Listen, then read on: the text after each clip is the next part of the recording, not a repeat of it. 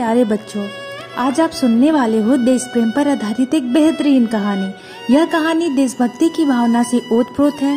यह कहानी सुनाने का एकमात्र मकसद हमारा यह है कि बच्चों में देशभक्ति की भावना जागृत हो और वह आगे जाकर भारत देश को आगे बढ़ाने के लिए अपना संपूर्ण योगदान दे सके।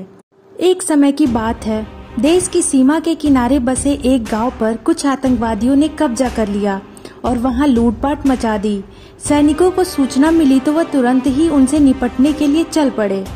बरसात का मौसम था, घनघोर वर्षा हो रही थी। इसके कारण छोटे छोटे ताल तलैया भी खूब विशालकाय नजर आ रहे थे। छोटी सी नदी भी उफान मारती हुई बह रही थी, जिसके कारण नदी पर बने पुल टूट गए थे। सैनिकों को वो नदी पार करनी थी, मगर पार कैसे करते? सैनिकों ने सोचा, कई प्रकार की युक्तियां लगाई, किंतु वह पार पाने में असमर्थ रहे। सैनिकों को एक झोपड़ी दिखाई दी।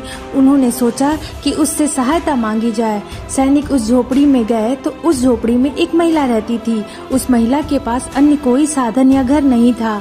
सैनिकों ने जब यह बात बताई कि आतंकवादी गांव पर कब्जा कर चुके हैं और हमें फौरन वहां पहुंचना है, इसके लिए यह नदी पार करने के लिए कुछ लकड़ियों की हमें आवश्यकता होगी, जिसके द्वारा हम नदी को पार कर पाएंगे। महिला ने पहले कुछ सोचा, फिर कहा कि मेरी झोपड़ी मैं दोबारा बना लूंगी। आपको जितनी भी लकड़ी मेरी झोपड़ी से चाहिए निकाल लीजिए। महिला की इस भक्ति से सैनिक गदगद हो गए और यथाशीघ्र ही नदी पर एक पुल का निर्माण किया गया, जिससे सभी सैनिक नदी के पार उतर गए। महिला के इस देशभक्ति की सराहना जितनी करे उतनी ही कम है। सैनिक जल्दी ही उस गांव पर पहुंच गए जहां आतंकवादियों ने कब्जा किया हुआ था। सैनिकों ने बहुत देर मशक्कत करने के बाद आतंकवादियों को मार गिराया और कुछ आतंकी भाग गए, जिससे अपने देश में आए हुए संकट को उन्होंने बहादुरी से टाल दिया और दुश्मनों को सबक सिखाया। बच्चों, इस कहानी से हमें ये सीख मिलती है कि देश प्रेम और देशभक्ति से बड़ा कोई धर्म नहीं है। देश है तो हम हैं, ऐसा मानकर देश की सेवा करनी चाहिए। अगर व्यक्ति को देशभक्ति का मौका मिले तो उसे जरूर अपना देश प्रेम दिखाना चाहिए।